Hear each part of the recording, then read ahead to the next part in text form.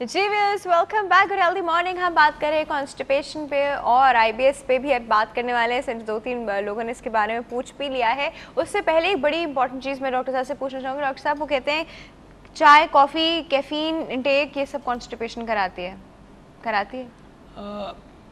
Not necessarily, ऐसी कोई बात नहीं है, लेकिन लोगों को जो है ये साइकोलॉजिकल होता है, जैसे कि जी चाय पीने से जो है मोटिलिटी जो है वो ज़्यादा हो जाती है, रिफ्लेक्सेस शुरू हो जाते हैं, और किन लोगों में तो कॉन्स्टिपेशन रिलीफ हो जाएगी। सही भी होता है, किन लोगों में जो है चाय पीने के बाद उनके जो है रिफ्लेक्सेस हो जाते हैं।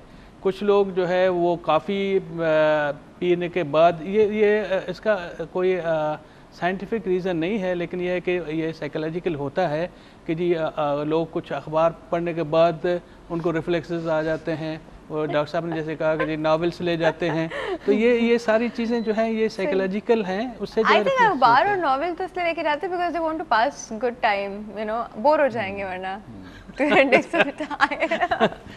कि ये बहुत सही बात है कि नेचुरल फिनोमेना पास करने के लिए बोर हो जाते हैं, तो इसलिए अखबार ले जाए। खैर आजकल तो मोबाइल है लोगों के पास, तो they keep on doing something on that. अच्छा डॉक्टर साहब, एक और बड़ी इंपॉर्टेंट चीज़ इस पे वो ये है कि जब कॉन्स्टिपेशन होने लगती है तो पेशेंट को शुरू में अनकम्फर्टेबल फीलिंग होती है कि ब्लोटेडनेस हो गई, इस तरह की चीज़ हो गई, बट आफ्टर अ वाइल उसको ये सारी फीलिंग्स चली जाती हैं and the patient is used to.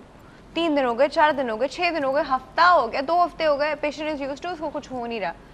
तो क्या इस चीज़ को भी हम कॉन्स्टिपेशन कहेंगे पेशेंट की normal bowel movement, it's all right, patient is not uncomfortable any more? I think this is अगर ऐसा होने लगे तो दिस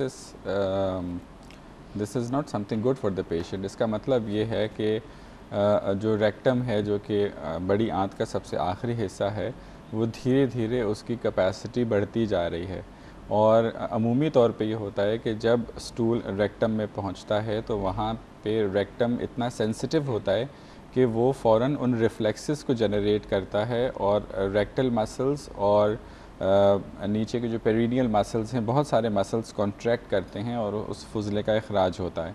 अगर धीरे धीरे अगर कॉन्स्टिपेशन प्रोलॉन्ग हो जाए तो रेक्टल सेंसिटिविटी कम होती जाती है, और वो बढ़ा अपने साइज़ में उसकी कैपेसिटी बढ़ने लगती है, यानी कि फुजला जमा हो रहा है and you are not able to the rectum is not able to sense it and start the defecation reflex। और यही वो चीज़ है कि जिसमें बहुत सारे हमारे जो बेड रिडन या ओल्ड पेशेंट्स हैं कि जिनमें बाकायदा इतनी हार्ड इम्पैक्शन हो चुकी होती है कि उसको मैनुअली या सर्जिकली डिसइम्पैक्ट करना पड़ता है। अच्छा, 2 क्विक क्वेश्चंस हैं बिकॉज बिल्कुल टाइम खत्म हो रहा है। आईबीएस पे क्विक क्वेश्चन होगा। एक और बड़ा क्विक क्वेश्चन है, सिगरेट का क्या लिंक है, स्मोकिंग का क्या लिंक है इसके साथ, कि till they won't smoke they will not go to the loo? Again वो वही है कि स्मोकिंग से रिफ्लेक्स को जो है वो सोच रहे हैं कि जी स्मोक करने से रिफ्लेक्स सोच रहे हैं, साइकोलॉजिकल है, तो कोई उसमें सच्चाई नहीं है। डॉक्टर साहब, आईबीएस क्विक स्मोकिंग और caffeine just psychological effects. IBS का ये कि IBS is a functional disorder कि जिसमें आंतों में कोई ख़राबी नहीं है, उसकी चाल में बेरब्तगी है और आंतें हसास हो चुकी हैं। ये 2 तरह का होता है, एक में प्रीडोमिनेंट सिम्टम डायरिया है और एक में कॉन्स्टिपेशन है।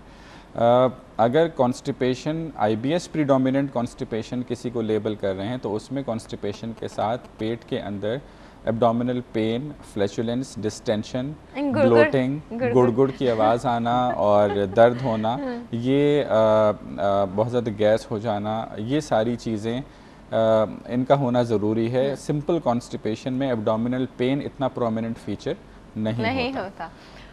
ओके डॉक्टर साहब, हमारा ना टाइम बिल्कुल ख़त्म हो गया। हम बिल्कुल आखिरी मोमेंट पे आ गए, और आखिरी मोमेंट पे आपको पता है हमें क्या करना होता है। डॉक्टर साहब, thank you so much for coming, बहुत बहुत शुक्रिया आपके आने का। डॉक्टर साहब, thank you so much for coming, आप दोनों के आने का बहुत शुक्रिया। टाइम बिल्कुल ख़त्म हो गया और आपकी ड्यूटी शुरू हो चुकी है। आप हमें फेसबुक पे फीडबैक देने वाले, हेल्थ टीवी के पेज पे फीडबैक देने वाले, अभी आप हमें इजाज़त भी देने वाले हैं। कल हम फिर हाजिर होंगे। अल्लाह हाफ़िज़।